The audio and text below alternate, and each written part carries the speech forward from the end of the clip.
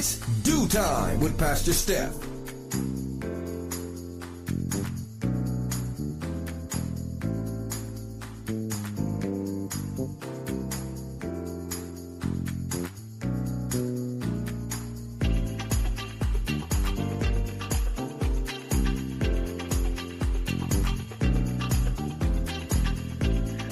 Good morning, good morning, good morning.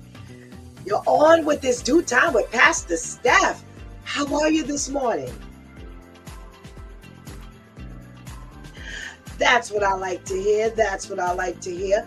For this is the day the Lord has made.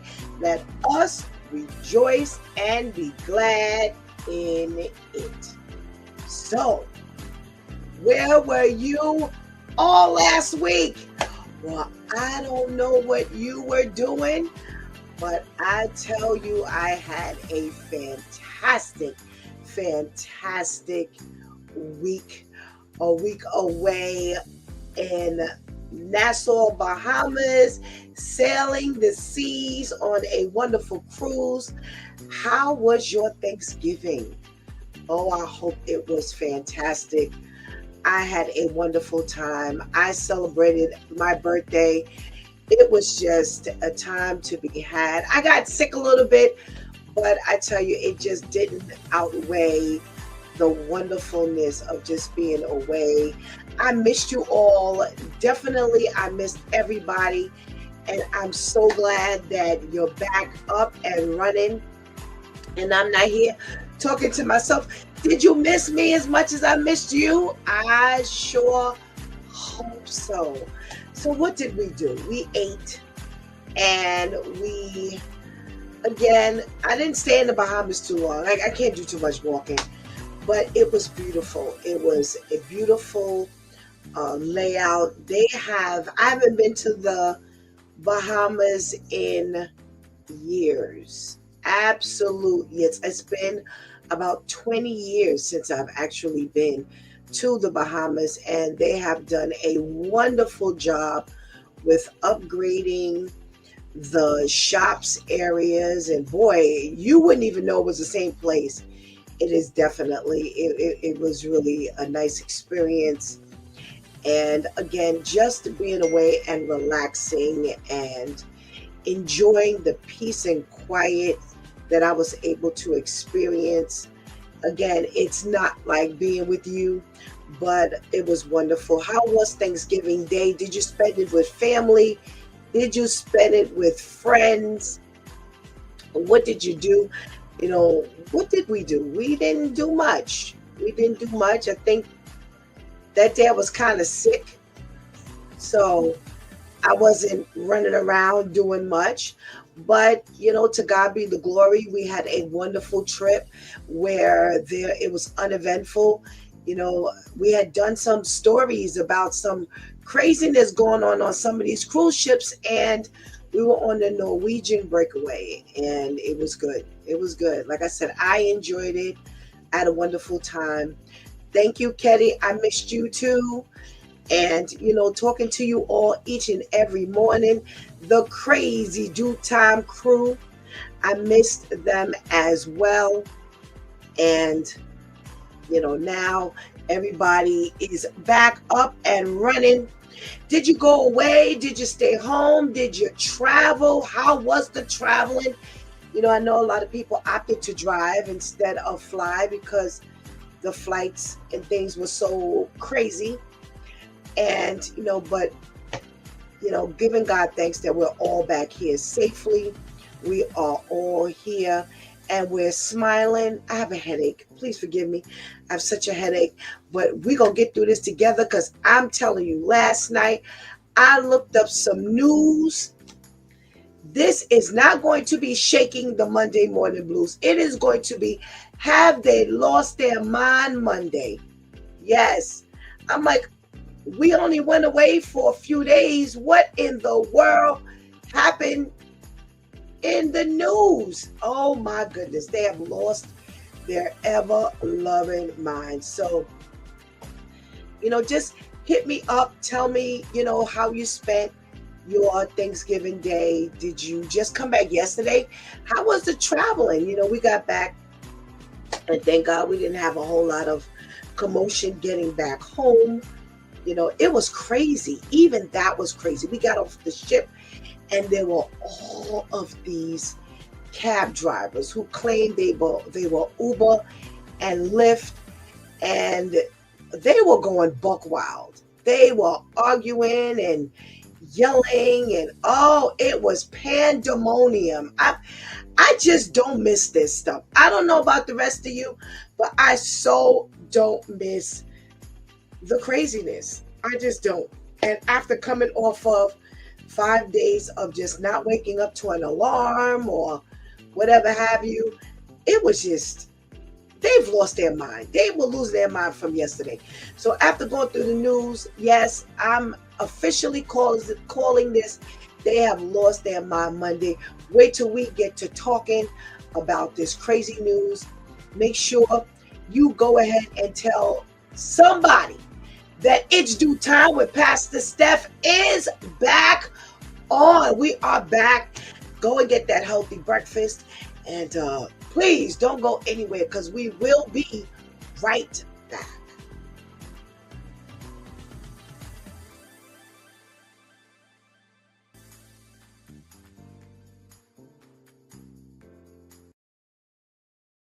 "30 minutes before a heart attack, your body gives off 5 warning signs that no one can ignore. And if you ignore them, you could miss your final window to act. So here are 5 early signs of a heart attack. Watch this video to the end, or you won't find it when you need it. And don't forget to follow me. Let's see if you recognize any of them. The first sign is chest discomfort. It feels like pressure, squeezing, or heaviness because blood flow to the heart is being blocked. The second sign is pain in your left arm, shoulder, or jaw. When heart tissue lacks oxygen, pain signals can travel through nearby nerves.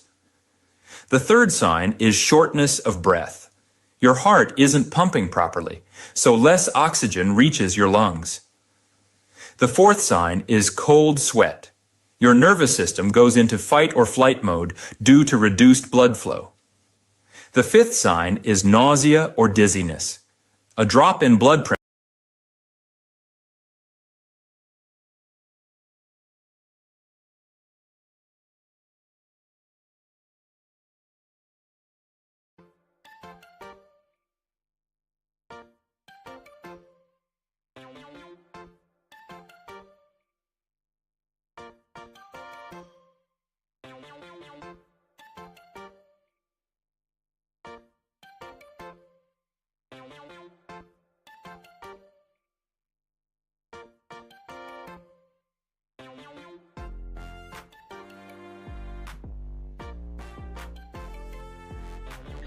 Good morning, and good morning again. Welcome back to It's Due Time with Pastor Steph, and we are shaking the Monday morning blues along with it's Have You Lost Your Mind Monday. Wait till we get to the news. Did you check out that PSA? I really, really, really want you to go back and play that PSA. If you don't play that PSA, then please make sure you go on the internet, you print out and put on your refrigerator, on the back of your door. I don't care where you post it. Please post the signs of a heart attack, signs of a stroke. We were on a wonderful trip, and the night before, there was an alarm. Some, neighbors where we were eating in the dining hall, there was a scare and there was an incident. And, we all need to know these signs. We all need to make sure we become familiar with these signs. These things are not to be ignored. Please learn them. If not just for your loved ones, for yourself. There's a time period where you can actually, maybe even reach out to someone in that quick moment, there's a possibility that you can signal to someone that you're in distress and you need help. So make sure you learn the signs and this stuff is not kind of going over your head. So that was an excellent PSA for us to have this morning. And, I want us to be able to, get through these things, because you can, a lot of times you can, it does not mean that it's fatal. So, make sure you go back and play that. Okay. Well, it's time to say good morning. Oh my goodness. It's been 5 whole days where I have not said good morning. And I definitely need for you to check in. Now, you know how this goes. I don't know you're on unless you say good morning to Pastor Steph so I can give you a shout out. I am so happy to say good morning to King Terrence. Good morning, Terrence. Thank you so much for joining us this morning.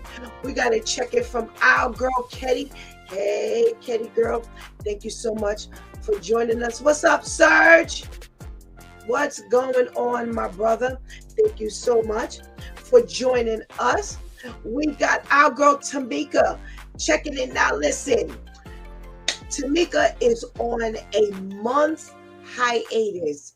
Yeah, she's got some issue going on with her throat. Remember, like a last month sometimes she couldn't talk. Well, she's back to that. And she's not going to be on for a whole month. So we're looking forward to her fingers doing the talking. So good morning, Tamika. Thank you so much for joining us this morning. And we've got a check-in from Mr. Juan. Good morning. Thank you for joining us, Juan. We've got, yes, Serge. Thank God for that information. It's nothing like that type of information to help us save a life. You don't want to bypass those opportunities.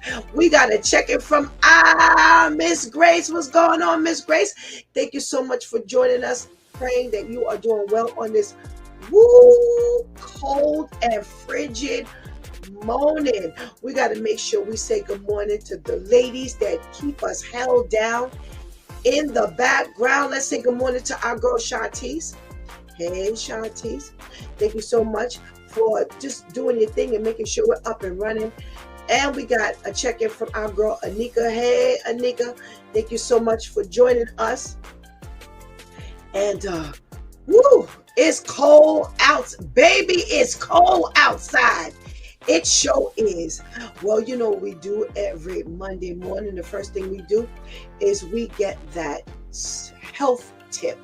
Yes, this morning, thanks to our loyal viewers, I got a post. We've got some foods that can help keep your diabetes down and hopefully away. We're going to try to get to that away, not just down. We're going to try to get to that away. We want to make sure we don't have that dumb diabetes. It is ripping people apart. I, for one, am really experiencing some craziness with my eyes and all kinds of things. So let's get rid of this diabetes. Let's get off that diabetes watch. If they're saying we're pre-diabetic, we're going to work on that thing. Dark chocolate. Yes, let's get that dark chocolate. They say that dark chocolate is definitely one thing that can help lower your risk of diabetes and keep that insulin sensitivity away. So make sure you get the dark chocolate, 70% dark chocolate, not the milk chocolate. That's nothing but sugar. Okay. All right. Okra, and more okra. Now, okra is something that is not on the favorite list. It's not on the favorite list at all. But I tell you, it is definitely a great source of fiber. And it will definitely help to lower our glucose after our meals. So, listen, the fried okra, I know we're not supposed to be doing the fried okra, but listen, if you can get a little bit in that way, then do it. We've got baked, we've got roasted, We've got sauteed. Get your okra in. Great source of antioxidants. So you want to make sure that you get that okra in your system. Fatty fish.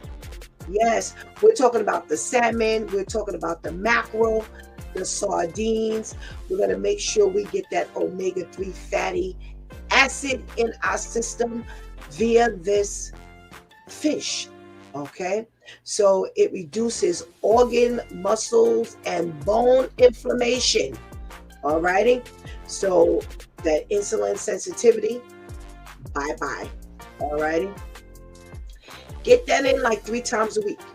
3 times a week. You know, every once in a while when I'm like hungry and I just need something to just like hit my stomach and stop those hunger pains, I just pop open a can of sardines real quick. I squeeze a little mustard on it, cut a little onions over it. Oh my goodness. It is such a great treat. And again, you could do that like as many times as you want. Yeah. All right. Leafy greens. We're trying to get rid of those diabetes. Get rid of the diabetes. Try your leafy greens. We're talking about spinach, kale, Swiss chard. We're talking about that romaine lettuce. The iceberg lettuce is full of water. You can go ahead and get it in your system, but you definitely want to hit those leafy greens. Again, spinach, kale, Swiss chard, loaded with vitamins and minerals to help keep you, full too. Yeah, it passes through you, but if you eat it the right way, you're going to make sure you are, satiated. It'll keep you full. Yes. If you eat, listen, spinach, kale, Swiss chard, eat that 2-3 times a day. Before you know it, it's already done. Okay. So the best part about these leafy greens, you can put them in your smoothies. That's why I said you can get it 2-3 times a day in your system. You can eat it with salad. You can put it in your smoothie. So you've got a variety of ways that you can actually get that done. All right. Nuts, and more nuts. We're talking about almonds, walnuts, pistachios. Yes. Now, walnuts are also good for the brain. So you want to make sure you get those nuts in. Almonds, definitely good. They're a large source of fiber. It helps to slow your digestion, which will keep your sugar spikes down. Yes, because as it's passing through, it helps your system flow through your system very slowly. So you want to make sure you get those nuts in your system. Get rid of that diabetes quickly. All right. So already, let's talk about that smoothie. You've got some dark chocolate. You could drop a little bit of dark chocolate in your smoothie. Yes, you can. You can definitely add in the leafy greens. You can definitely add in the nuts. Yes. So already. Oh, and next thing, avocado. Definitely a smoothie. Definitely a smoothie piece of your recipe. Yes. Definitely guacamole is the way to go. It is so good. It is so good. Or you know what? If you like burgers, eat it on your burger. Eat it in your salad. All you got to do is doll it up a little bit. It's not as bland as you may leave it. And it is definitely rich for your smoothies. It helps to thicken up those smoothies. All right. Seaweed. They've got seaweed chips. They've got all kinds of stuff that they can eat now for snack. So get that seaweed in your system. They say it definitely is great for your digestion. And sprinkle it in your rice, soup. Pop them in your mouth as chips. Get those seaweed chips. I hear they're very good. Haven't tried them yet, but I hear they're very good. Chia seeds. Oh, my favorite. Another smoothie content. Yes. Just make sure before you do your smoothie, drop your chia seeds in some water so they can start to gel. Don't put them necessarily directly without putting them in water. And you can do that like 20 minutes, even as you're preparing your smoothie. Make that the last contact. Just drop some water in there and help it to gel. And it is definitely a filler. It will definitely help to keep you full. Okay. Another omega-3 fatty acid, chia seeds. Yes. It can also reduce inflammation. So all those aches and pains, bye-bye. So you can put them in your yogurt. You can put them in your oatmeal. I definitely put them in my overnight oats. It's so good. It's so good. All right. What's her name? Tamika, listen. Stop talking about the sardines. She said, I really tried the sardines thing, but nothing in me can adapt to the taste. Yup. No, don't listen to her. Sardines are delicious. Broccoli. Broccoli. Loaded with fiber, vitamins, antioxidants. You definitely want to get that broccoli in your system. Now listen, we're not gonna kill the broccoli. We're not gonna boil it till it's all limp. And we want to steam it, saute it. You can eat. Get your fresh broccoli, cut it up, and put it in your salad. Good, very good. Berries, another smoothie content. Yes, berries definitely a great source of antioxidants. Fiber will definitely help to drop that sugar level. Yes, that glucose level. Berries are a wonderful, wonderful aid in helping to keep that diabetes away. Greek yogurt. Now, we're not talking about Dannon. We're not talking about little yogurt with the fruit inside. We're talking about any kind of plain Greek yogurt is definitely good for your smoothies. You can definitely drop your chia seeds, your berries, your nuts. Already, you're loading up. In one meal, you've already loaded up. All righty. Cinnamon. I put cinnamon sticks in everything. Cinnamon sticks are excellent source of insulin breaking content. Yes, very good. And it'll help to sweeten a little bit. It doesn't do a whole lot of sweetening, but definitely helps to kind of add a little sweetener to your stuff. And you can put cinnamon in your smoothie. Yes, whole grains. All right, we got wheat, rye, barley. Definitely get those whole grains in your system, and it definitely helps your digestion. Absolutely. Great in vitamins, minerals, fiber, help to regulate that blood sugar. Yep, you want to make sure you get those whole grains in your system. Tomatoes, yes, great for antioxidants and helping to get rid of that type 2 diabetes. And you can just slice them. Listen, so you got your leafy greens, you've got your tomatoes, you've got your nuts and berries. You can actually make a salad. Yeah. So come on, get creative. All right. So those are the things you want to get into your system each and every day. All right. All righty. So what we talking about in the news today?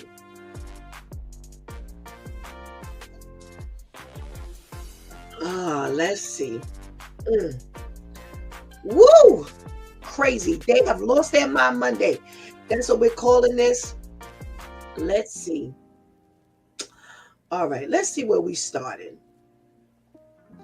All right. We got some crazy stuff going on. Crazy stuff. Okay. Let's see how much we can get through today. All right. You know, I can't. We got my men on today. I'm so excited to come back and I'm loaded. Oh, let's talk about the men. Oh, so you got this guy. He wants to get his mom's pension. Now, talk about separation anxiety.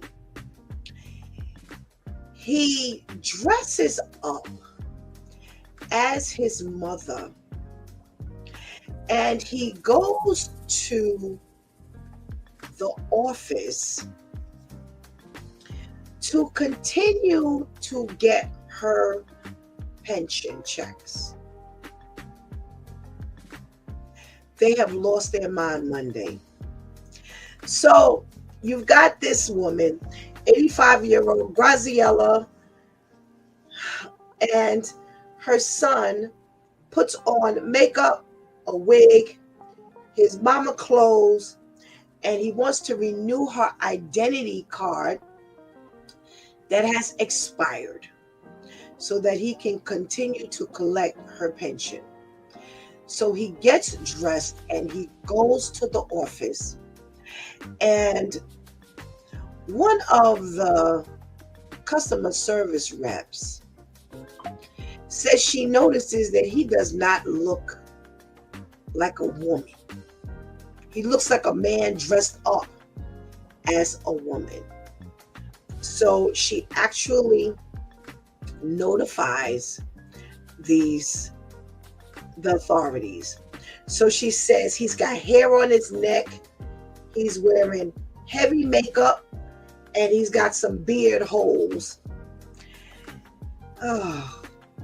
So what they do is they let by the time the authorities had gotten there, he had already started to make his way out. So here he is in a dark cardigan sweater, white scarf, mid-length skirt, brown wig, and a cane. And they call him back, telling him that he needs to fill out some paperwork, some additional paperwork, and that's when they arrest him.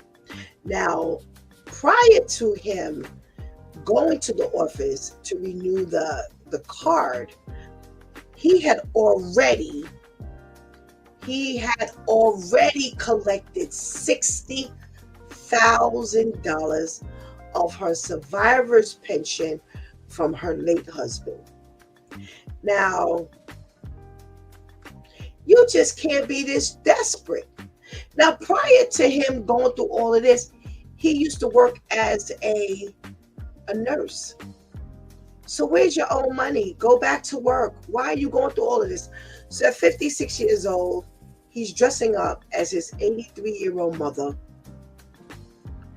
And now he's sitting in jail because he's got identity theft, fraud. You know, yo, this is like big time accusation. Yes. So please, come on, y'all. Y'all could do better than this. Please. Goodness gracious. They've lost their mind Monday. Story 2. There's 2 men. Shantice, you got to show these pictures. Gavin Weisenberg and Tanner Thomas lost their ever-loving mind. Here's what they plan to do. So 21-year-old Gavin and 20-year-old Tanner, they are now being charged with murder, conspiracy to murder, maim or kidnap in a foreign country, and production of child pornography. They actually, I'm going to go to the end of the story because this is some crazy stuff here. One actually joined the United States Air Force. One went to the Fire Academy so that they can learn special skills, because their plan was to take over an entire Haitian island. Ready? They were going to murder every man, kidnap all the women and children, and use them as sex slaves. This was actually a plan. This is actually a plan. They said they studied hard. So they said they started that plan back in August of 2024. So it was a year. They planned for a whole year. They said their plot was to purchase a sailboat, firearms and ammunition, and recruit people from a homeless population in Washington, D.C. to serve as a mercenary force.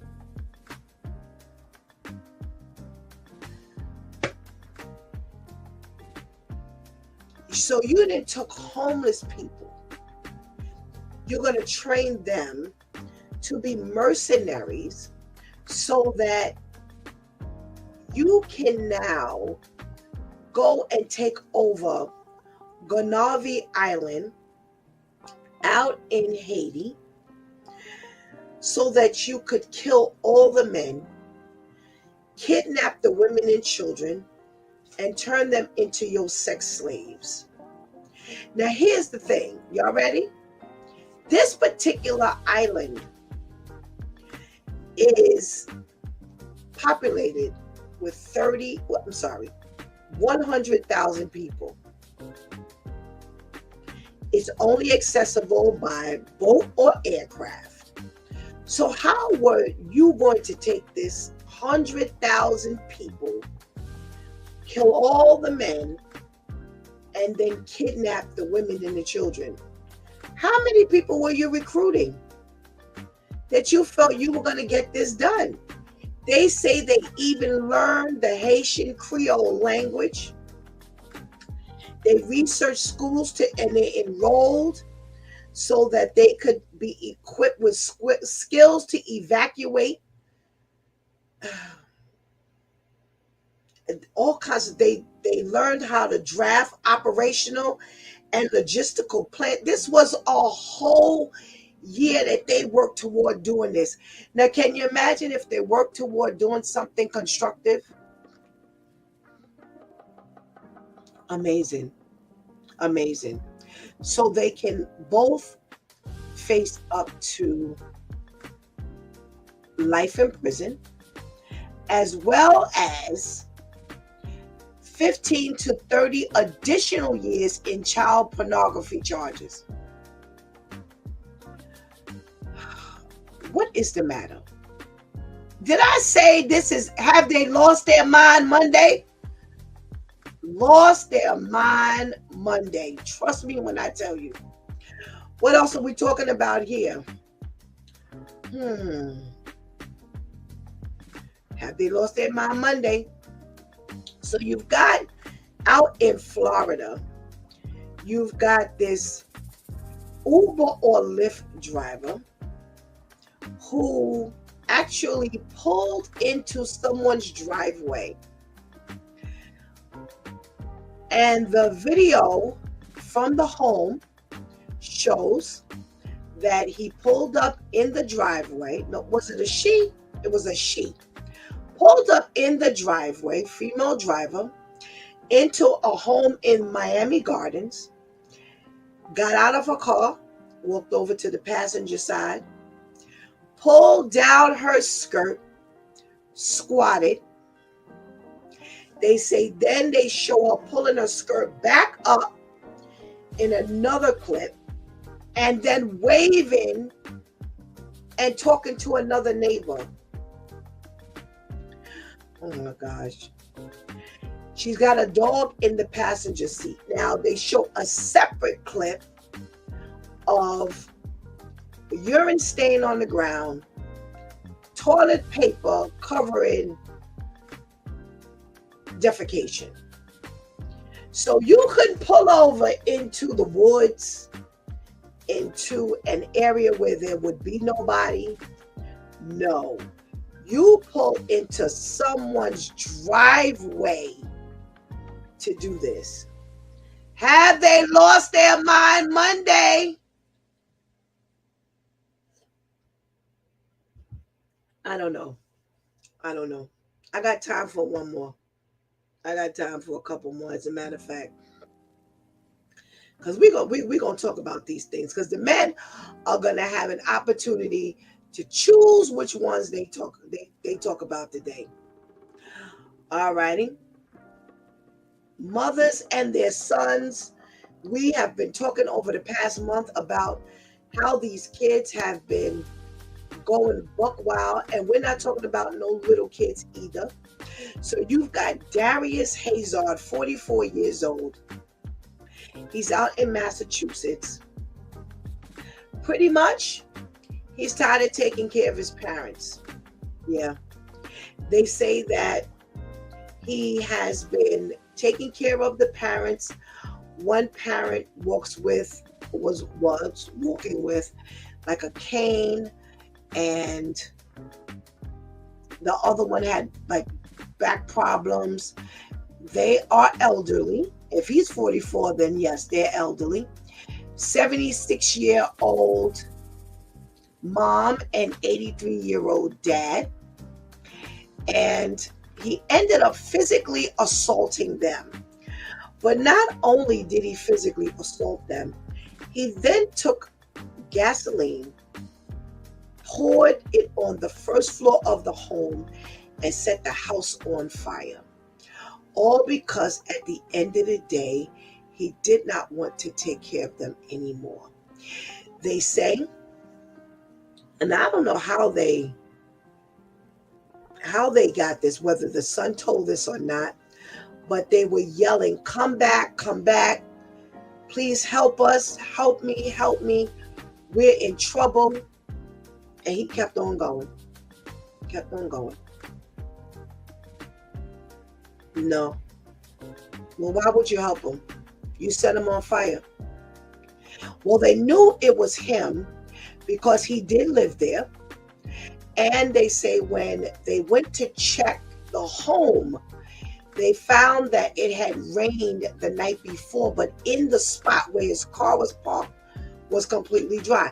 So they were able to even start there. Again, dumb criminals. You can't make this stuff up. Yeah, they said he got real angry, shoved them both to the floor, started hitting and punching them. Oh boy, I tell you. Do we have one more crazy story? Let's see, we got one more crazy story. So we've got, last week before last, we did the story of the woman who was walking her children home and the kids attacked them. Well, they've got another story out in Maryland where this woman went to pick up her children, and come to find out that this whole set of kids, 11 to 15 years old, surrounded her daughter, started beating on the daughter, all at the bus stop. That they have been taking this bus all to bully her daughter. When she got involved and tried to keep the kids off her daughter, now they're beating her up. And this seems to be the thing. Why the trends get started, all you need is one story. All you need is one story, and the stories end up taking off. So I don't even know what to say. Like I said, we are they've lost their mind Monday. And, these people, they need to do some real time, because this is sick. Let me read some of these. Is that Pastor Jeff on a treadmill? Pull up Pastor Jeff. Let me see if that's him on the treadmill. Is that you on the treadmill, Pastor Jeff? Yes, it is. Ah, you getting that workout in the morning. Good morning. Good morning. How are you? Good morning. How are you? I am well, thank you. I am well. We got some crazy stories this morning, Pastor Jeff. All Some right. crazy stories. All right, Pastor Jeff, you've got this. Let me get my stories together.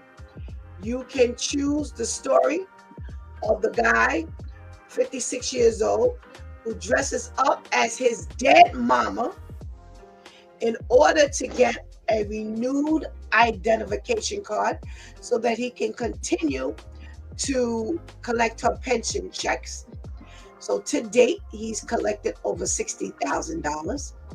You've got the next story you can talk about, where the two guys, 20 and 21 years old, have studied for a whole year to take over a Haitian island so that they can murder every single man on the island and kidnap the women and children so they can sell them as sex slaves. We've got the woman who's the Uber or the Lyft driver who decides that she's going to pull up in somebody's yard or driveway and literally urine and defecate in the driveway. You've got the son who gets tired of helping and taking care of his parents out in Massachusetts and beats them up and sets them on fire, and they're both dead now from smoke inhalation, which meant that they died inhaling that smoke. Poor things. Or you've got the mother who is another parent taking up her children and they're beating her down. Which one are we? Well, which two we talking about? Which one is first? They're all crazy. And they are, Pastor Jeff. They are. I told you it's. Have they lost their mind Monday? What's going on? Well, I mean, you just pick one. We can talk about it. Which one? You pick it. Because they all. Okay, let's talk about the ones who's going to take over the Haitian island of 100,000 people, Pastor Jeff. Yeah, I heard about that one, man. That's some real stuff there, man. But I think it's the Trump climate, man, that's just making these folks just feel like they could just do some crazy stuff. You know, come on. I mean, think about that. They're gonna kill all those people, take over the island. I mean, who comes up with that? You know, but that just shows what's really in the heart, you know, of America. You know, really in the hearts of a lot of these people. And Trump is just making it where they just feel free to just do this. I think it's fear of the black man. They fear we're awakening to who we are and where we actually came from and how we, I guess, ruled. And they fearing that we're going to, you know who we are and put them in a position. I think. I don't know.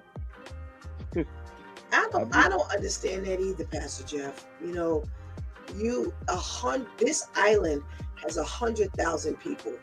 Now they have, for a whole year, they are training, not just themselves training, but they've gone to Washington, D.C.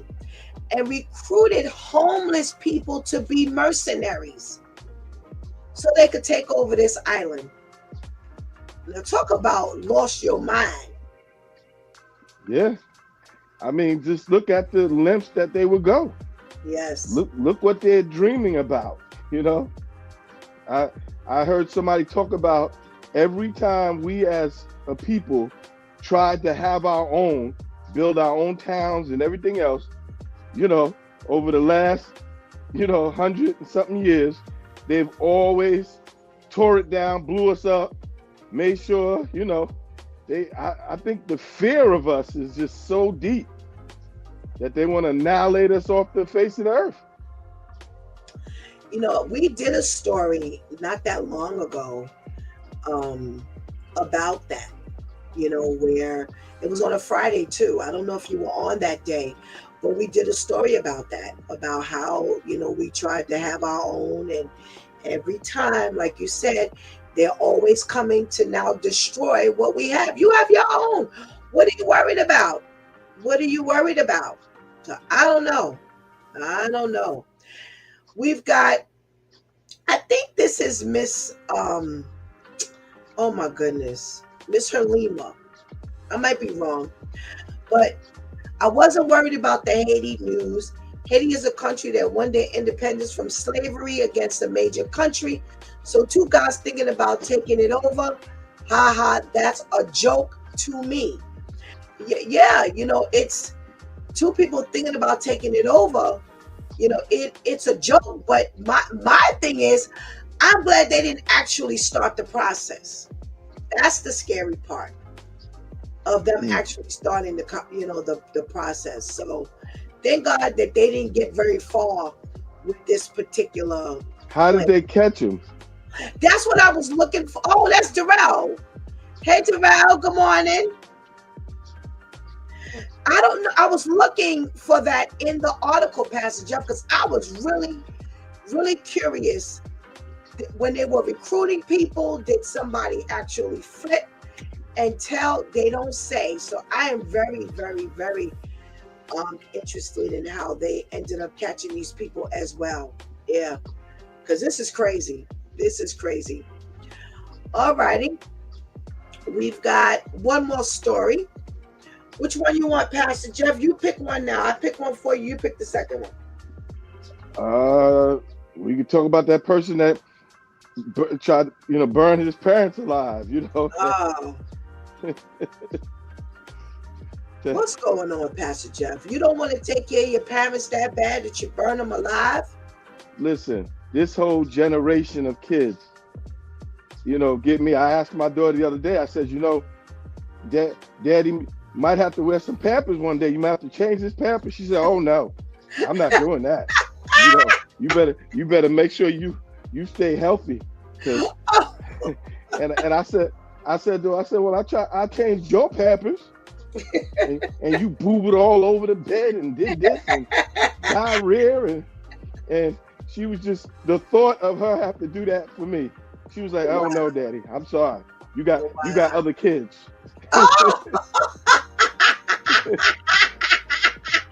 Let them assume that responsibility. Yeah, wow. They want everything, but don't want to give nothing. Yeah.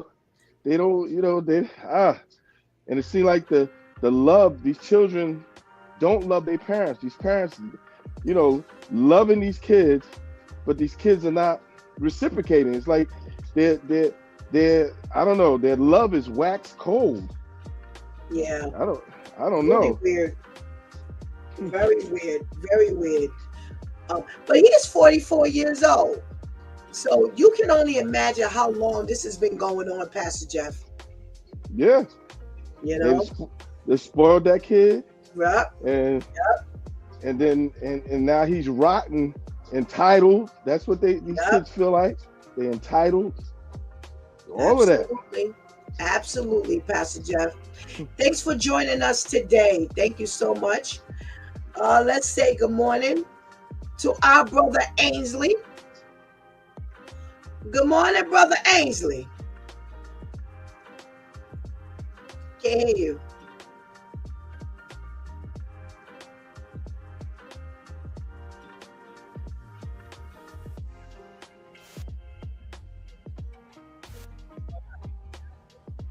Can't hear you. Still can't hear me? I can hear you now. We can hear you now. Good morning. Good morning. Good morning. How are you? I'm doing all right. Thank you so much for joining us. I done got you met up out your beds. Yeah, it's all good. Thank you so much. Hey, Jeff, he's exercising for me too. Go ahead, bro. Oh my goodness. All right, brother Ainsley, which two stories we talking about today? Oh man, they all look good. They all look good. But I think, all right, the first one, I think those those two stupid white boys, then they're gonna get a sailboat and go to Haiti and take it over. Crazy. You know what I say? Let them go ahead and do it. Okay. Let them go ahead. Let them find out what's going to happen. Let them go there with a sailboat. I mean, I don't know what sailboat that can go from the United States to Haiti, really, on a sailboat. Yeah. No engine in it. I really don't see how that's going to happen. And it's amazing how you say they did their homework. And, to me, if Pastor Jeff is right, I think this whole climate with Trump, a lot of these people feel like emboldened, to just try to, they're just showing out their racist ways, or we just going to take over a whole nation, a whole Caribbean island. Yeah. Like there's not going to be any blowback. It's going to be real easy. Oh, I'm going to get a few homeless people, not no veterans, some homeless people. Yeah. We're going to hop in a sailboat and sail over, and we're going to take over this island. Not understanding how resilient the Haitian people really are. So I would say, let them go. Go ahead. Go ahead. Go have fun. Go ahead and do that. And we would never have to deal with this all over again. We won't have to waste any taxpayer money and prison time and feeding them and nothing like that. I say, go ahead, have fun. Yeah, with all of the, we did a couple of stories earlier this year, Ames, about the gangs and crazy people there. And you really want to go up against, you haven't done enough homework. That's the thing. I'm like, yeah, so let the ignorance, face the accountability of your ignorance. Go ahead and try it. Go. I say, go ahead. I said, I'm in jail. Here's a sailboat. Give him a sailboat. Go ahead. We ain't got to worry about him no more. Oh my! They'll be like Gilligan's Island. They'll get over there and they'll never come back. That's it. We never hear from him again. That's all right. It's all good. All righty. What other story we talking about, Brother Ains? Oh man. What crossed my mind though? I think the lady. Now I'll say she the one. She had to use the bathroom. I can't hear you. You're breaking up. You're muted.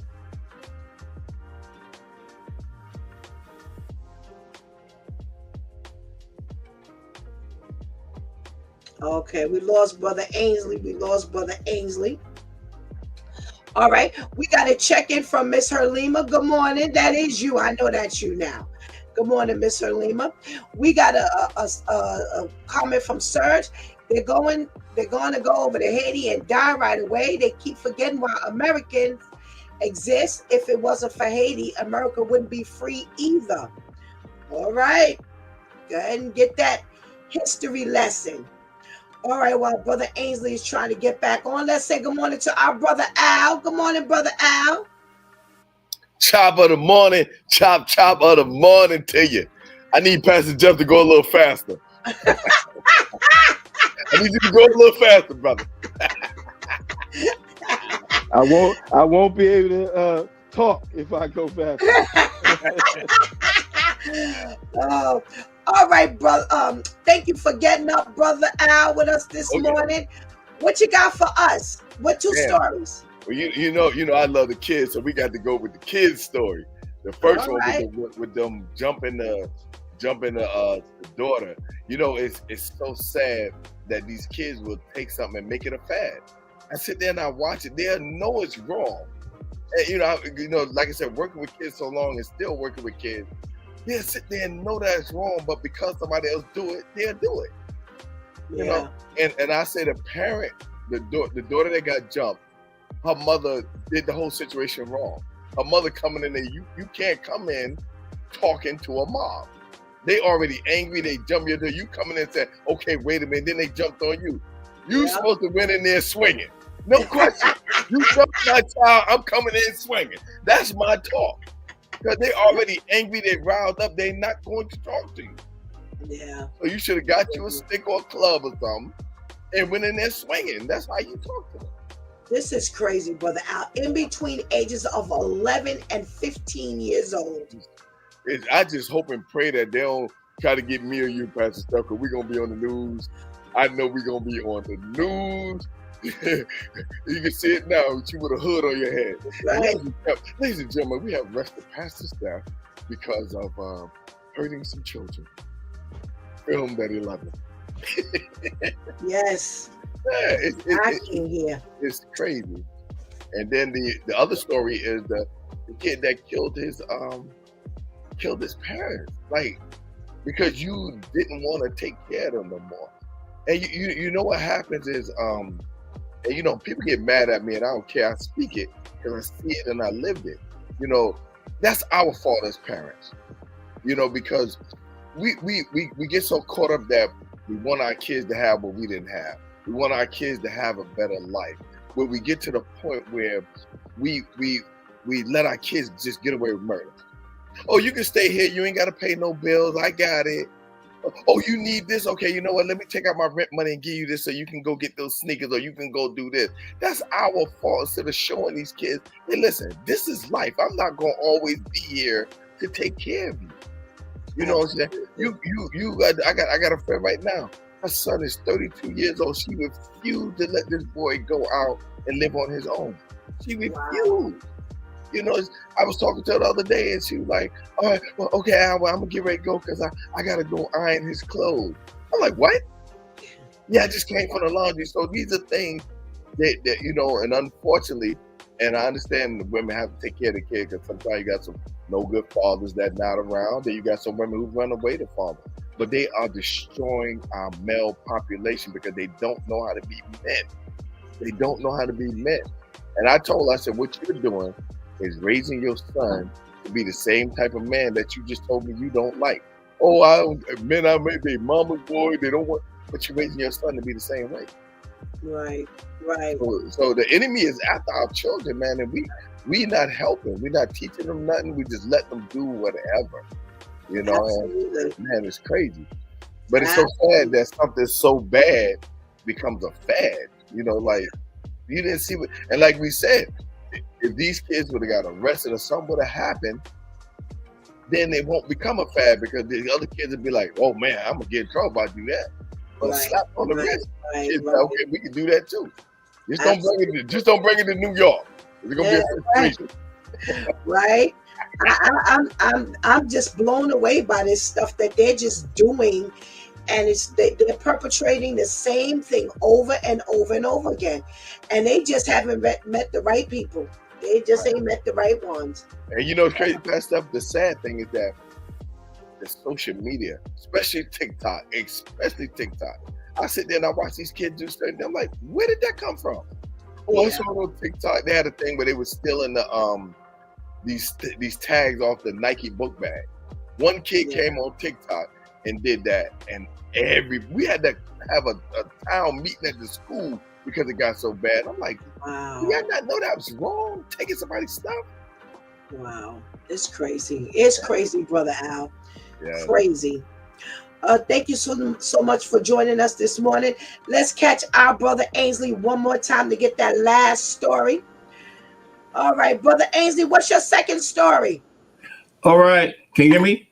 Yep. All right, cool. Happy to Pastor Jeff. I'm supposed to be still exercising. You gotta get it in. The second story. I think the lady who had used the Uber driver, she just pulled up somebody's yard and stuff like that. I gotta say, a few years ago, I was, had to hustle up some money, so I used to drive Uber and Lyft. And not to condone it, but I definitely understand where it's coming from. Because there was a couple of times, I gotta admit, driving in New York, I was way out on Long Island somewhere. And, when you're doing, at the time, when you were driving Uber or Lyft, you don't know how far, you don't know where you're going until you actually start the ride, right? So I accept the ride, and it's for a good long distance, Long Island. I don't know where I'm at. I'm totally dependent on the GPS navigation to get me, to get to the destination. It's late at night and whatnot. But you know, I gotta go. I gotta use the restroom. And it's because really at the time also I realized my glucose levels was getting out of whack. And so I made it to the destination, you know. But it's like in that kind of moment, what do you do?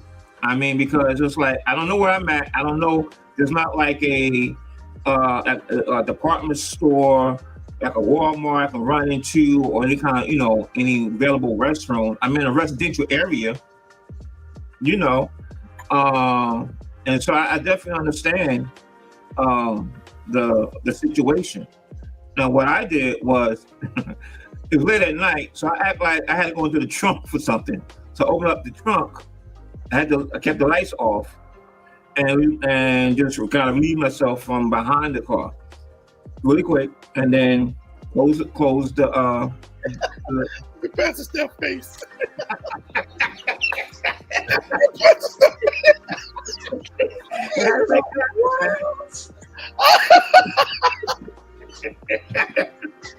I wasn't ready for this story.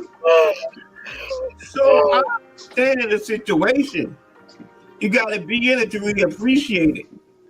No, listen, Ainsley, we have all driven a long, far distance, and as a person with diabetes, I definitely get it. Because when you gotta go, you gotta go. There's no warning, no nothing. You just gotta go. So I definitely get it. But in somebody's driveway, But it's different because when you drive on your own, you kind of know you're setting the tone, like where you're going. When you're doing the Uber Lyft, that's not really, you don't know where you're going, you don't know how long it's going to be there, and you're going to places where you're not familiar with. You know, it's not like, okay, well, I know there's a restroom like 5 minutes away or 10 minutes away. It's like, I don't know where it is, and what it looks like is nowhere to be found. I had a lady do that in front of my house a couple of months ago. She had the Uber to stop right in front of my house, got out, squatted by the tree, and peed. And I got it all on camera. And I went out there, stood there, and looked at her. She hiked up her dress, squatted right there by the tree in front of my house, and started peeing. I guess she had to go that bad, and the Uber was waiting for her. Hey, you know, I hear what you're saying, Andy, but I'm with Pastor Steph. Yeah, it all happens. It happened to all of us. But to go in somebody's personal yard and do that, I can stop by a tree. I don't care anywhere. I'm not going to nobody's personal yard. No, I ain't going to nobody's driveway though. Well, that's what we're talking about. If you come in my driveway, it's gonna be a situation. Not only it's gonna be a situation. I look out the window and see you use the bathroom in my yard. No, I ain't doing that, Al. Nah, I'm black, going to my neighbor, little, probably white. Oh no, I ain't going in the driveway, but right on the roadway, yeah. Like I said, we've all gotten stuck, and it's like you gotta go, but you're in someone's driveway. You have to pass. I don't get with. Right, you had to have passed some desolate area or, some woods or something that you could have actually relieved yourself. But on somebody's driveway, you have lost your mind. This is Lost Your Mind Monday. I'm telling you. I'd be like Biggie Smalls. There'd be a lot of slow singing, flower bringing. Oh, my goodness gracious. Well, all right, thanks for getting up with us, Ainsley. Let's talk to Pastor KL and see what he got going on. I'm scared to hear his story. I know he got some. All right, Pastor Jeff, you can go faster now until it's your turn. Come on in, Pastor KL. Good morning. This is crazy. Listen, fellas, I don't know if y'all see it, but the Bible is revealing itself. It says the first shall be last and the last shall be first. We're always last and now we're first. Listen, we take it over in due time. Hey, we take it over. Oh my goodness gracious. All righty. What two stories you talking about, Pastor KL? Well, okay, let's start off with Christopher Columbus. You know what I mean? Who's riding in the Pina trying to go to Haiti. I'm not understanding that at all. You know what I mean? I know. And then you said they're homeless. Where they get the sailboat from? No, I'm just trying to they're huh? not homeless. They recruited. They went to Washington D.C. to recruit some homeless people to Oh help. man, they some they some good peoples. They try to discover. Listen, Haiti is not what they want to discover. Let me tell you that. You know what I'm saying? Because them Negroes over there, I'm scared of Haiti. You know, and I'm closer to their color than them. No, that's not where you want to go party at. The party's not over there. Because if you go over there, the roof would be on fire. You know what I mean? Oh gosh. What other story we talking about, Pastor KL? Now let's talk about these kids killing their parents. It's so funny because I had this conversation yesterday with my two oldest. You know, I said, well, if I get sick and whatever, what's gonna happen? Now my son, he is financially stable. I'm gonna have the best group home or nursing home that you can possibly have. My daughter, she don't care. She gonna take care of me. She want me to move in with her now. If I cough, she think I'm dying. I'm like, did you hear something? She think I'm dying. My daughter had the nerve to ask me the question yesterday, and I don't know, fellas, if y'all ever had this question. My daughter said, "Dad, would you take a bullet for me?" I said, "Courtney, there was a time I would have took a bullet, put it in the gun, and shot you. You know, but I ain't taking no bullet for you. I might take a slap, but I ain't taking no bullet." Yeah. Kids ain't what they used to be, Pastor KL. Kids ain't what. No. Crazy. Oh my goodness. You gonna take a bullet from me? Yeah, I'll take it across the street for you. You know Where what? you want me to put it at? Where you want me to take it to? In the bedroom? I can't. Oh my goodness gracious. All righty. We've got some relationship conversation for you men. So they are listing things that men do when they are no longer attracted to their wives. Things husbands do when they are no longer attracted to their wives. The first thing they say is they avoid conversations about the future. Pastor Jeff, you know, when they say when husbands are no longer interested in attracted to their wives, they don't want to have conversations about the future. What say you? I can't really get deep into that because I'm still attracted to mine, you know. Okay. But I can imagine if you don't want to know more, you don't want a future with us. So we not going to talk about the future because there is no future. The future is they probably dreamed about putting us 6 feet under or something, you know. Okay. With the kids. Okay. They trying to bury you with the kids. Yeah. All right, brother Al. What say you? They say, you know, that men don't want to have conversations about the future when he's no longer interested in his wife. You see how quick Pastor Jeff cleared his side up? Well, I'm still attracted to mine. I'm a follow Pastor Jeff. I'm still attracted to mine too. But yeah, I can imagine if I'm not attracted to you anymore, what we talking about the future for? Because the future look like it ain't gonna be me and you no more. That's what the future looking like. So, you know, it's nothing to talk about for the future. I'm not attracted to you anymore. Okay. What about you, brother Ainsley? Yeah, I'm going on the brother Jeff bandwagon too. Yeah. But seriously though, I mean, I don't get the question because it's like if the husband is not attracted to the wife, more than likely she ain't attracted to you no longer either. You know, so it go both ways. And the relationship, marriage, it just ain't like, you know, you talking about marriage, you ain't talking like boyfriend or girlfriend. If you made a commitment, you know, it's gonna be times you probably don't want to be bothered with her and stuff like that. But you made a commitment to make it work nonetheless, as best as you can.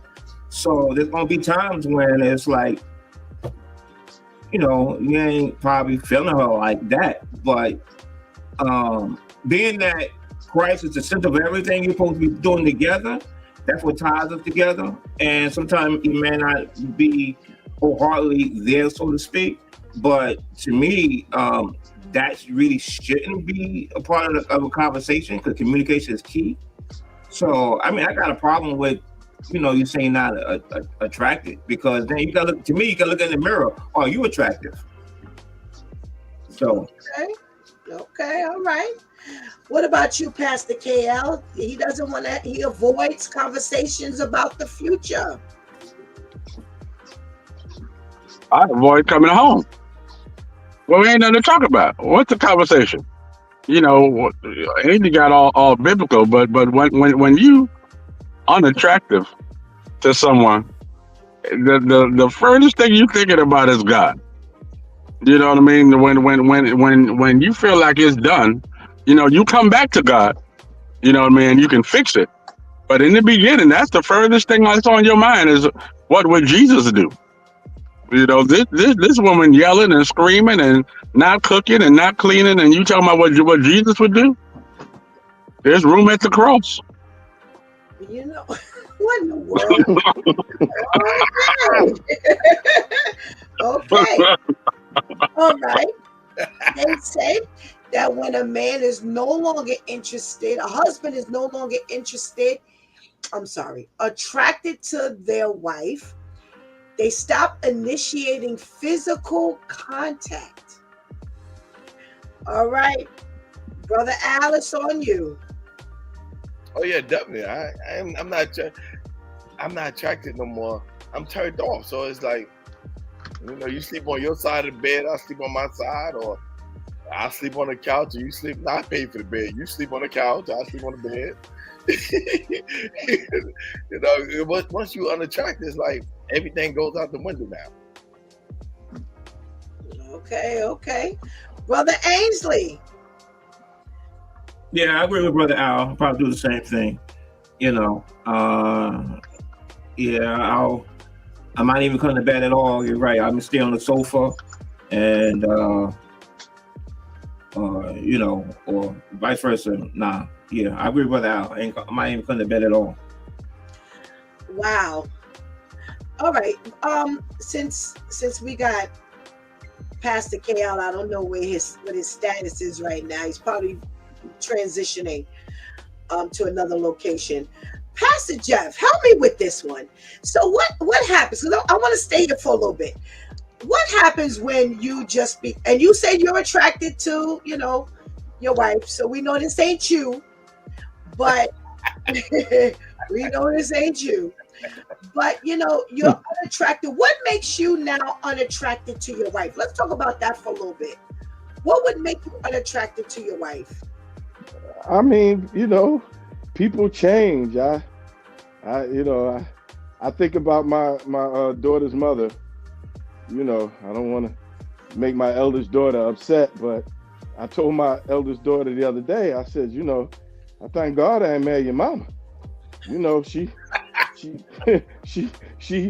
was one way when we were 17, and in 18 and 19 when we had you.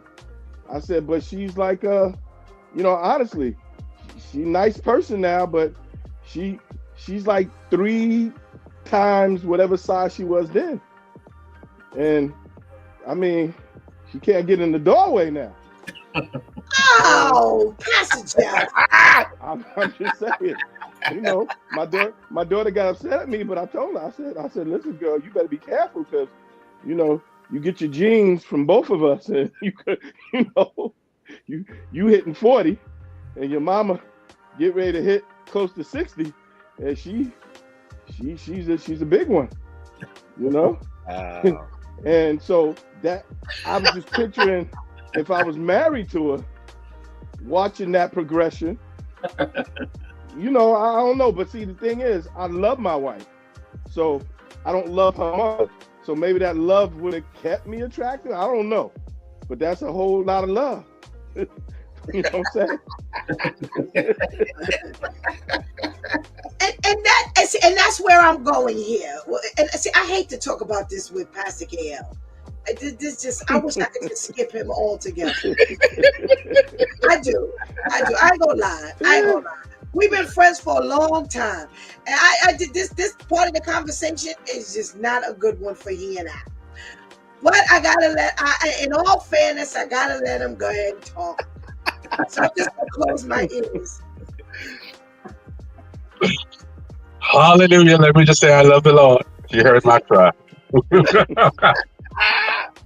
but yeah, Pastor Steph know where I'm going, and my brother Ainsley know where I'm going. For years, if I date, or even when I got married, I meet you at a size 2.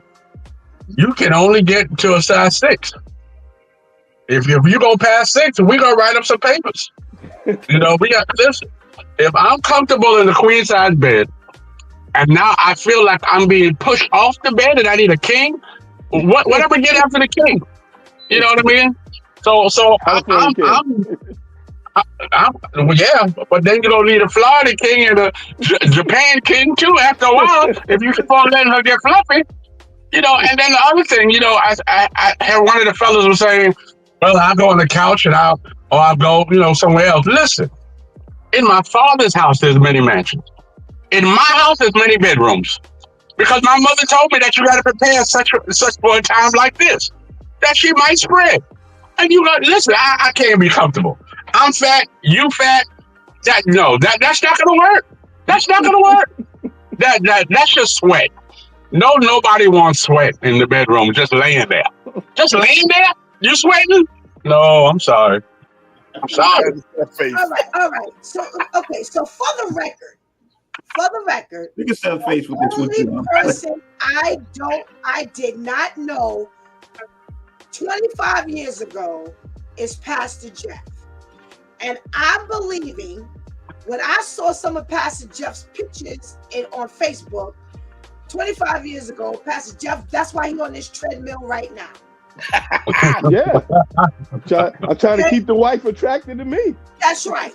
So for Brother Ainsley, Pastor KL, and Brother Al, 25 years ago, they were not this size. So how do you grow outward and yet she can't grow outwardly? Because I'm Jay-Z and she Beyonce. Who you want to answer that one? I want everybody to answer. All right, okay, put it this way. All right. Me and Brother KL, we've been friends for forever, right? Ever, right? It's clear. He like his size up to size 6, maybe 8. I'm everything above that. So size ain't really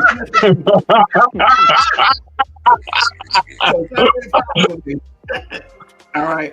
So to me, you know what I'm saying? So that ain't my thing. It ain't the size. That's the size thing won't necessarily make me be unattractive. It may be, an attitude, actions and stuff like that. So okay, all righty. What about you, Brother Al? All right, well, I didn't get the answer to the first one, but I tied it all in together. Well, it's not always the physical good, because a person can gain weight and not be sloppy. You know what I'm saying? You can put on a little pounds and you're not sloppy and all messed up. My problem is the attitude, the arguing. That's just a turn off for me. You know what I'm saying? That, and then like I said, you get all big and sloppy, and like I said, we all not how we used to be back then. If I feel a certain way, hey baby, look, let's go work out together. Like me and Tamika, we work out together. We go off our walk, ride our bike. You know what I'm saying? Let's do this together. Because again, like Ainsley said earlier, you're not boyfriend and girlfriend no more. We have a marriage. So you know what? You gain some weight, I gain some weight. Baby, let's work out together. But the thing that would get me would be that attitude. How your attitude didn't change. You're always arguing with me, and you always, that right there, turn off. And we may have to pull out the papers if we can't get that fixed. Okay. All right, Pastor KL, you're not who you were 25 years ago. but this is true. But when you met me, I was big, and you decided it was okay for you. I've lost tremendous weight since being married. But when I married you, I was big. So it wasn't like when after I said I do, I ate it all. No, we didn't go to the buffet after the marriage. You know what I mean? I was already a big guy. So listen, the same person I'm attracted to, I need you to stay. If you got me by cooking, you know what I mean, and then also we get married, I don't cook no more. No, that's a problem. If you were sweet and now you got an attitude, my thing got big, so it's already hard. You're hard to look at. Now I gotta hear you too. I gotta hear your attitude too. No, that's not fair. I'm sorry. Okay. So you said that she's changed, but you haven't changed. Well, now I've changed the other way. I've gotten slimmer. Okay. I'm sexy now. Attitude stinks. Huh? Your attitude stinks. My attitude is holy and acceptable unto me. Alrighty, guys. They say that when husbands become unattractive to their wives, they become secretive. Is there any truth to that, Brother Al? I'll start with you. Let's say that again. I'm sorry. Say that again. When husbands become unattracted to their wives, they become secretive. Yeah, I guess you do have some men shut down, which you shouldn't. Because again, this is not your girlfriend, it's your wife. You should be able to communicate, but I think that does happen. Like he's unattractive, like let me not, like our parents always say, you ain't got nothing nice to say, don't say nothing at all. So I believe that does happen. Okay, all righty. Brother Ainsley, you become secretive. Is there any truth to that? I don't think so, really, man. I mean, you shouldn't, because you're supposed to be able to communicate, And if you're not going to address the issue, I guess then you would shut down. But if you want to address the issue and stuff like that, again, good communication. You got to talk up, Or maybe the wife, she think everything is cool. She might think there's a problem unless you communicate it. So, yeah, I think you should. There shouldn't be nothing should be secretive. Okay. Pastor KL? I can see how it can be, but I think those are for cowards, who don't want to address the issue. I mean, listen, if you're unattractive, and you're married, you should address the issue and say, hey, we slipping off somewhere. What's going on? Like Al said, maybe we can go out and work out together. You know what I mean? There has to be a conversation. I think what happens is that men, they become unattractive and they go try to find that person to fill the void. They don't want to leave their wife because they love their wife, but their wife is not giving them that eye candy that they can probably get somewhere else. So they live a double life. Okay. Pastor Jeff, they say he becomes secretive. I'm being honest, it's hard for me, really, to get into the mindset of not being attracted to my wife. I'm she ain't nowhere around, so I ain't doing it for her. I'm just really being honest. I can imagine you become secretive because generally, if the man is not attractive no more, he's probably attracted to somebody else, and he's probably having secret, conversations, and if he's not, affairs and everything else. So of course you become secretive because you can't let your wife know what you're doing, and you don't want her to see it on you, I guess, or feel that. So you would have to become secretive. Okay. So I'm going to put it out there. I'm going to put it out there for you guys. Pastor Jeff, I'm going to save you till last because you said, you're having a hard time, fixating your head here. But I'm going to leave you guys to to just put out there. What happens? Something we haven't spoken about already. It's on you. What happens when when a husband becomes unattracted to his wife? What's some of the things that can happen? One thing. One. Ladies, how you talk to me. One. So since you're the first one to open up your mouth, Brother Al, go ahead. You give the first one. When you're unattracted to, I said, what started to happen? Is start looking elsewhere. I think that's where the cheating starts to come in. That's one. Would you care to elaborate, Brother Al? Oh, right. So okay, so like what Pastor Jeff said, okay, the wife is not that eye candy no more. Sometimes people get settled. When I met you, you came to bed dressing all sexy and stuff. Now you come to bed with a moo-moo on. You know what I'm saying? You got the bonnet, your hair ain't done no more. So now you start, okay, well, I'm not attracted to her anymore. You start looking elsewhere now. Oh, I see, wow, she's pretty. And so that's where the cheating starts. And you start saying, okay, she don't want to dress up for me, or she don't want to be pretty for me. What she won't do, somebody else will. Okay.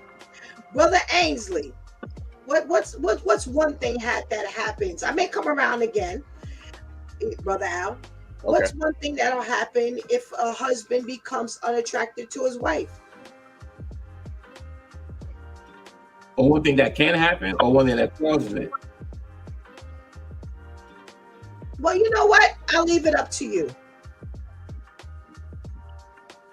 All right, okay, I'll say one thing that can cause it. I mean, like, you talk about, say, wife's attitude. How about her just disposition change? Like perhaps this ain't my situation. It ain't me. Because I'm good. I gotta put that out just in case my wife watches later on. PSAs. Okay. So say disposition change, like, all right, things like we used to do, she don't want to do no more, or she just gets caught up more in her own interests and is not paying attention to the marriage, the things we used to do, you know what I'm saying? So as we become less of a partnership than when things seem like we just roommates in the same house, so to speak, that will cause some problems, so. And with that, I guess a man who doesn't address it, as Brother KL said, somebody who's weak-minded. And I know generally as men, listen, we don't like to argue. I don't like to argue. Sometimes I may know, this is real. Sometimes I may know I'm right. I'll just leave it alone because and I ain't going to go there. You know what I'm saying? But sometimes you have to speak and address serious issues. Address issues before they become bigger issues. And yeah. Okay. All right, Pastor Jeff, I'll come to you next. Okay, well, I would think that he would get maybe real caught up in pornography and fantasizing about other women, so he'll go into a world of looking at, I guess, pictures and masturbating, because he's not attracted. But I think the main thing will happen is he won't even be able to keep an erection, because he's not attracted to her no more. The sex life would be dead, because he don't want her, What do you do when you get to that point? If you get to that point and she's really unattractive and you're married, do you really just check out? Where you can't get an erection, you're now off in pornography world, or now you're looking at other women. Is this just the only thing you do is check out? I'm asking. Put a bag over her head and put Beyonce on your mind.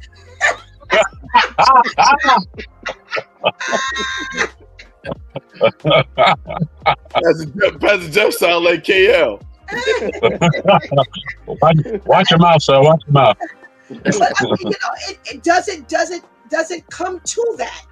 I gotta I fantasize about being with someone else in order not to cheat, but am I really cheating if I'm fantasizing about someone else? I think it does come to that. I mean, I've been with girlfriends that I was not attracted to no more, and I started putting other faces on them, you know, and wishing I was with somebody else. And when I was with them, to keep the relationship, I was thinking about that other person.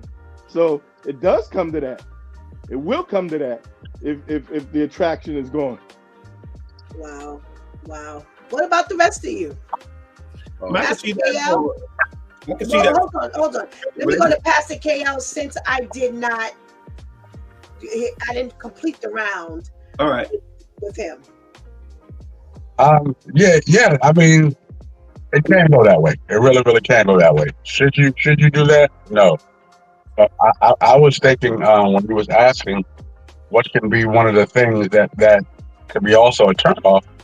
You know, if I met you in church and now down the line you too busy, you can't go to church no more. You know what I mean? And I see that you don't have the same prayer life. You know, you don't have the same worship.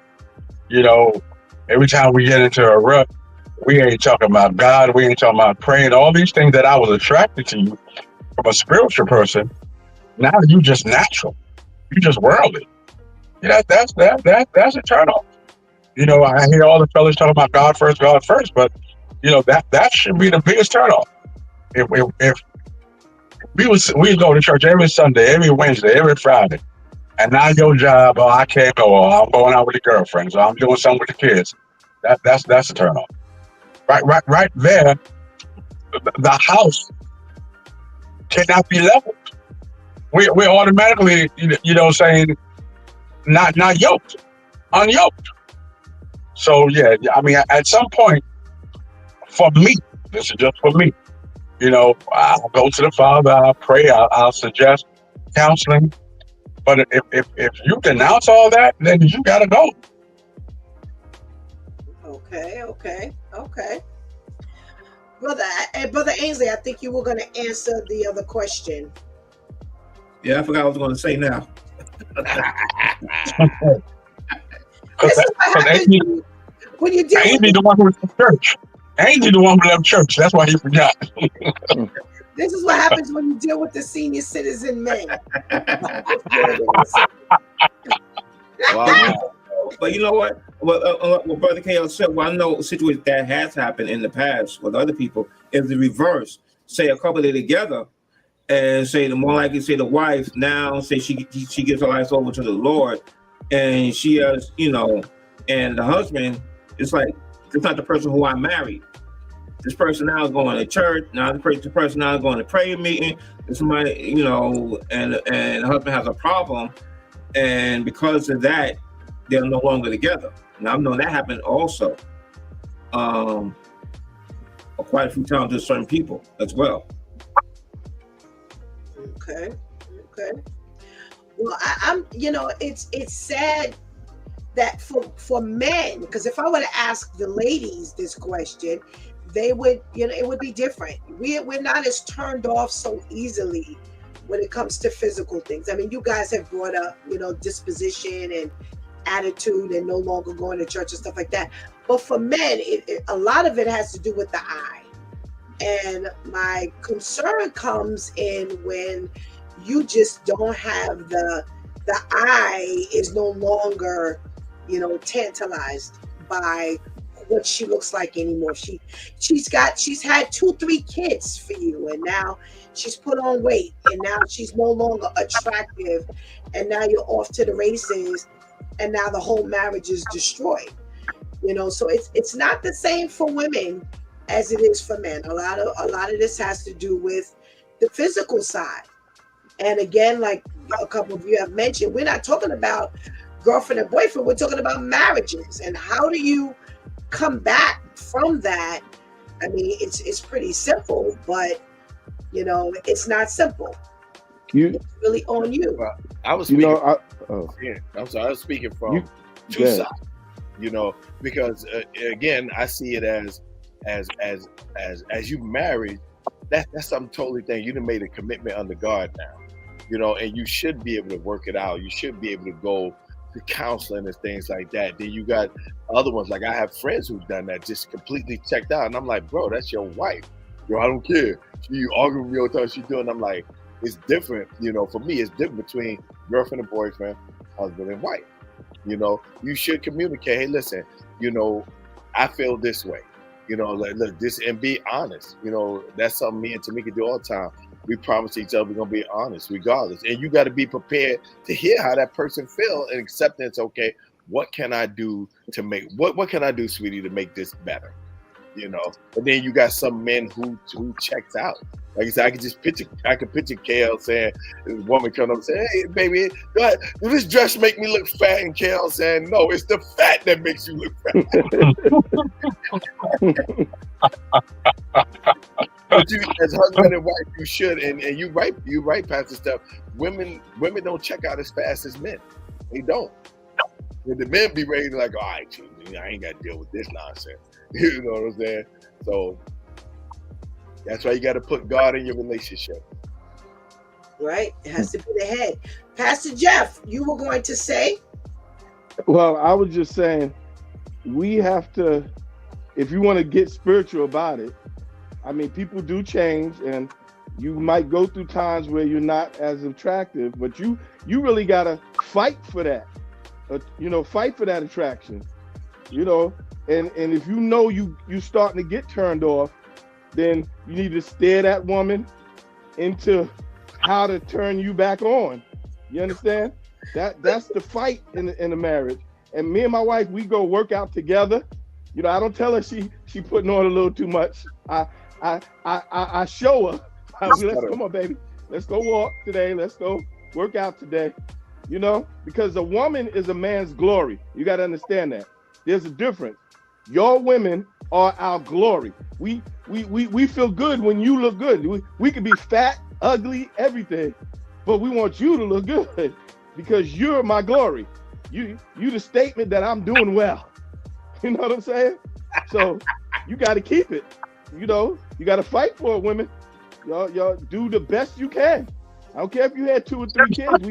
We understand that. But listen, you got to do what you got to do because you are glory. Wow. Okay. I don't care if you had 2 or 3 kids. Wow. Interesting. Interesting. I don't care if you had 2 or 3 kids. Wow. I tell my wife all the time, she wanted them kids, not me. Wow.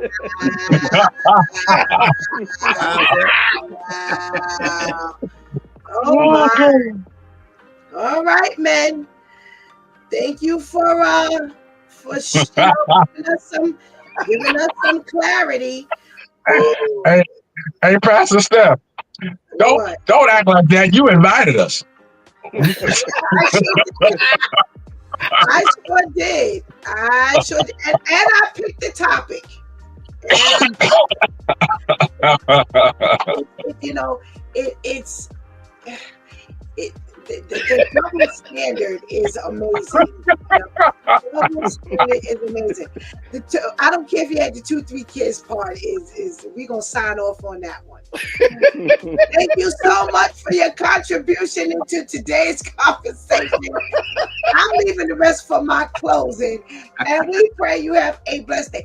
Thanks, guys, for getting up early. Oh yeah. All right. Take care. All right, have a blessed day. Woo! I got some time to think about my closing while we kind of turn it over to the switch with Shantice. Let's say good morning to Shantice. Good morning, Shantice. Good morning, Pastor Steph. How are you? Child, I got one headache. I know. Woo-wee. What you got for us today? So today we have the switch with Shantice, where we make the switch from the streets to our godly seat. And I'm a little hung up there over a couple of those statements as well. But we are going to get into our switch tip of the week. We are up to switch tip 234, y'all. And our switch tip for this week is let go of the complaints. I want to make sure, of course, we got to hit up these definitions. We have to hit up these definitions. Complaining. To complain is a statement that a situation is unsatisfactory or unacceptable. The biblical definition of complaining is sinfully grumbling or murmuring out of discontent. Sinful complaining is a serious issue as it shows a lack of trust in God and can result in severe consequences. And of course, when we think about complaining, biblically, we always think about the Israelites, right? If you do not know the story of God rescuing and freeing the Israelites from Egypt and their 11-day journey turning into their 40-year journey because of the complaining, make sure before you start getting into conversations and gossip and watching TV and reality shows or whatever unnecessary things you plan on doing for today, start reading that because it's real and it's serious. And it led into a huge consequence. There were consequences along the way, but the biggest and most highlighted consequence is their journey in the wilderness was only supposed to be for 11 days, and it ended up being 40 years because all they did was complain and murmur. Murmuring means to complain or grumble in a low voice, representing a lack of faith and a rebellion against God or his leaders. And again, with reading that definition, it makes me think about the situation during the Israelites being freed from Egypt when Miriam, that was her name, right? Moses' sister, and Aaron was complaining about Moses being the only one that God was conversing with. And she felt some type of way that God was only speaking directly to Moses, that she started questioning Moses, like, oh, so you the only person that God's talking to? Yeah, he was.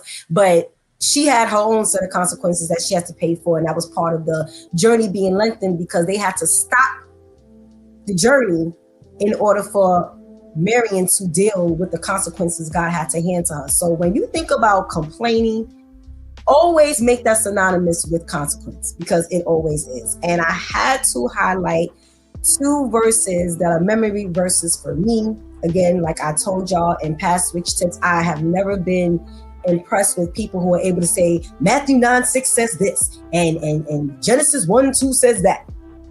I've been impressed with if you can break the word down and interpret it properly. So anytime I tell y'all I have memory verses for myself, it's because I needed it to check myself in the Lord. Okay, I need these verses to make sure I stop doing the stupid petty things that are gonna have me on the opposite side of being godly. So Philippians 2, verses 14 through 15, and I'm actually gonna read it in the Amplified version, and it reads, "Do everything without murmuring or questioning the providence of God, so that you may prove yourselves to be blameless and guiltless, innocent and uncontaminated, children of God without blemish in the midst of a morally crooked and spiritually perverted generation, among whom you are seen as bright lights, beacons shining out clearly in the world of darkness." So what do these 2 verses mean? Let me break this down for you real quick. No matter what we do throughout our lives, throughout our days, do everything without complaining and grumbling. Do everything without representing a lack of faith and a rebellion against God and or his leaders. Where if you're going against leaders, you're going against God. So God and his leaders. So what does that mean real quick, right? No matter what you have to face today, face it. Go to God. Talk to him about it, pray about it. You're supposed to be praying to God before you start your day anyway, so already that would help to cut down or cut out altogether the complaining and the grumbling. God, I don't know what you have set for me today. I know what my plans are, but please replace your plan with my plans so that I'm already content with my day. I don't know what I'm gonna have to face today, God, but just please help to prepare me for it. Please help me through it. That should be a standard part of your morning prayer, right? Because you don't know what you're going to have to face. You may wake up feeling great, and then something may smack you at 10 a.m. that you were not prepared for, and now you're going to go on the rest of your day grumbling and complaining, which then helps you go against God. Because if the first thing you do is complain, if the first thing you do is show discontent, that shows a lack of faith. And there's a verse in the Bible that says it is impossible to please God without faith. There goes the rebellion part. So already you're putting yourself against God and what he's able to do for you when you start the complaining. We're already living in a contaminated world, in a morally crooked and a morally perverted world. These streets are disgusting. They're filthy. As God's children, he needs and wants us to be the exact opposite of that. So when we complain, when we sit and grumble, when we sit and go against God in our thoughts and we show discontentment, we are showing that we are contaminated like the streets, we are crooked like the streets, and we are perverted like the streets. He needs to show us for who we really are. We are his beacons of light here on earth. We are supposed to be mirroring, who Jesus is, what God's word is, what it says. It's not enough that we just read his word. It's not enough that we just speak his word. We have to live it. So how am I speaking and living out God's word if I'm complaining? What's the definition of murmuring again?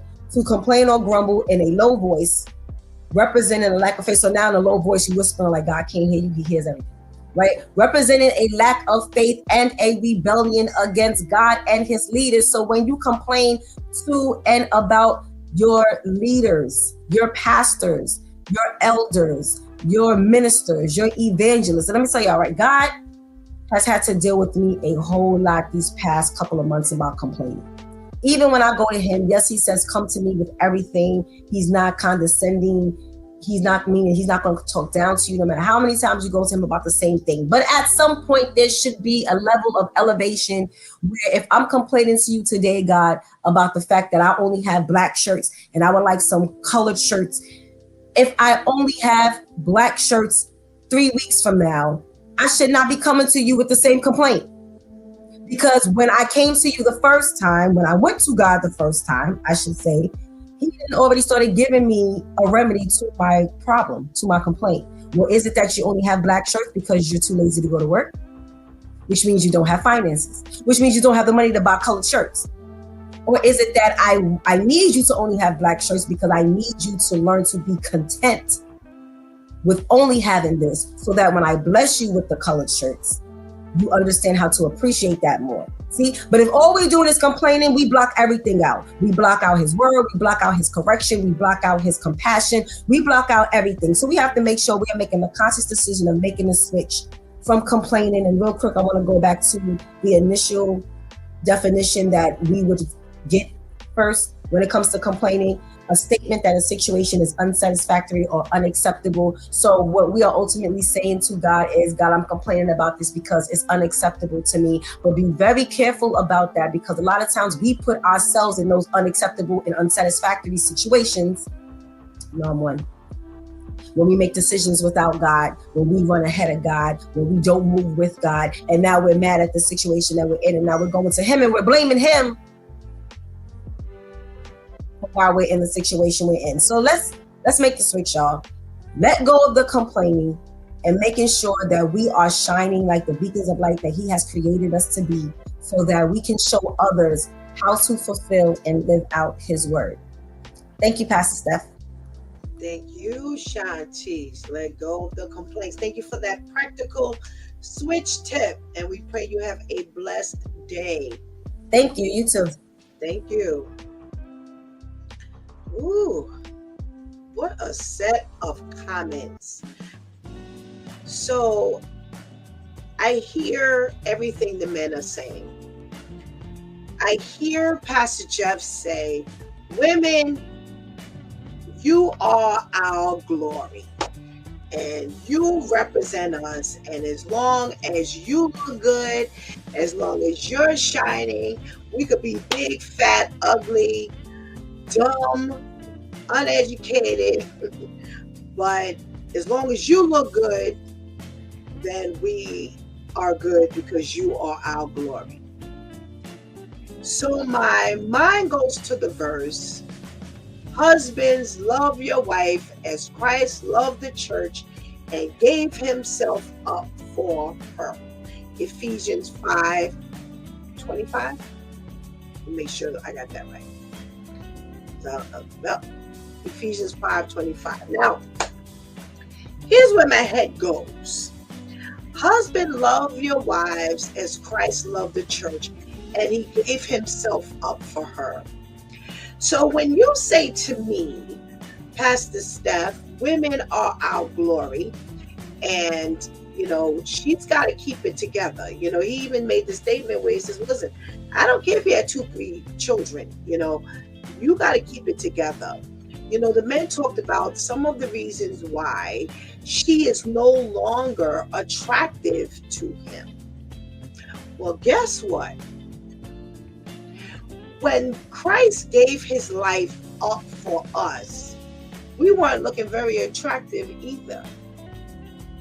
We were actually in the middle of killing Christ when he gave his life up for us. We were not treating him very nicely. We were not looking very pretty. We were nice and ugly. We were hateful. We were wicked. We were evil. And what do we give Christ now? Because Christ didn't only give himself up at that point. He's been giving himself up over and over and over and over again. Even for you, husband, who is very ugly when you speak of this unattractiveness in your wife, who, as the men so rightly said, they check out and they're off complaining, or they're off with the pornography, or they're fully out cheating, or, they're not paying her any attention anymore. There's a lot of things that men do when they become unattractive. No. There are a lot of things that men do when the wives are no longer attractive. But if we parallel that to husbands, love your wives as Christ loved the church, then no matter how ugly we are, Christ never stops giving himself up for us. He never stops loving us. No matter how unattractive we get, he never checks out. No matter how unattractive we get, he never leaves us nor forsakes us. No matter how unattractive we become, he has still kept the vow that he initially made. So who are we now to look at that wife and say, I'm no longer attracted because she's complaining, or because she nags, or because she's this, or because she doesn't do this, or because she's had those 2-3 children that she wanted, not me, and now she's gained that weight, and now it's hard for her to let that weight go, and now I'm looking over here across at this other woman, and that's the way my wife used to look, and she used to fix herself up and put the makeup on, and make sure her hair is done, and now she's not doing those things anymore, and we haven't bothered to find out why. We haven't bothered to investigate to find out what has happened that she is no longer who she is. And I did ask the question. I said, well, you're no longer who you were either. But the double standard seems to reign. And I always say, I love God and Jesus because never once have they ever required or asked us or expects us to do anything that they are not already doing themselves. And here we are with the men who easily twist this thing and say, you know what, I don't have to keep my best up. I can now have a beer belly. I can now, look at, look like this or look at that. We just came from off a cruise, and I looked at the men on this cruise ship, and I saw the wives who were, really dressed up, and they were dolled up and had on their high heel shoes and the makeup, and There was some men who you could tell they had been married for years, and they sure ain't looking like they were looking years ago, but she's making sure that she looks just like she used to look, because she wants to stay attractive for her husband. Well, I say let's stay attractive for Christ. What are we willing to do that we are going to continue to get dressed up? What are we going to do that we're going to continue to put out 100% plus? We're going to put on that makeup every day for Christ. And I'm talking about genuineness. I'm not talking about makeup to try to cover up things. I'm talking about what are we going to do to just say to God that no matter what it takes, I'm always going to put on my best for you. That I'm not going to grow weary in well-doing. I am not going to crawl when I can not only walk, but I can run, but I'm tired. And I've been at this for so long that I can't keep up this good appearance any longer. Are you men willing to do that for Christ? Are we doing what we need to do to make sure that Christ is still attracted to us? Do we have that same commitment level that we want the women to have because we are Christ's glory? Are we concerned about the way we look because we represent Christ all the time? Now, no matter whether it's Sunday through Saturday, no matter whether it's 12 o'clock in the afternoon or 12 o'clock in the morning, we are still representing Christ. When we are sick, we are representing Christ. When we are well, we are representing Christ. When we are old, we are representing Christ. When we are young, we are representing Christ. When we are rich, we are representing Christ. And when we are poor, we're representing Christ. Are we willing, men, to represent ourselves as though we are always representing Christ the way we want women to always represent us? Because we're your glory. Same way Christ thinks of us. We're his glory. Are we going to sit down? Are we going to roll over and die? Or are we always going to stand to attention and remember we are Christ's glory? The same expectation we have of women, we need to have that same expectation of ourselves, because we always represent Christ. We are God's eye candy. When we are seen not as perfect, but as separate from the world, we're attractive. The word of God says, let your light so shine so that all men might see Jesus in you. That's the way the men want the women to represent them. When a woman is dressed up, he feels good when she's walking on his arm, because everybody says that's his girl, that's his wife, that's his woman. Well, we need to make sure we're doing the same thing, men and women. And it amazes me how men always have this double standard in, they want to make sure the woman is doing what she's supposed to do. But it's okay if they fall by the wayside, as long as she's doing what she needs to do. Well, I'm going to put that in the biblical form. Husbands, love your wives as Christ loved the church, and he gave his life up for them. Make sure that you are always attractive to Jesus, because he's given his life up for you. Are you keeping yourself camera ready, mirror ready, wonderful, beautiful, shining?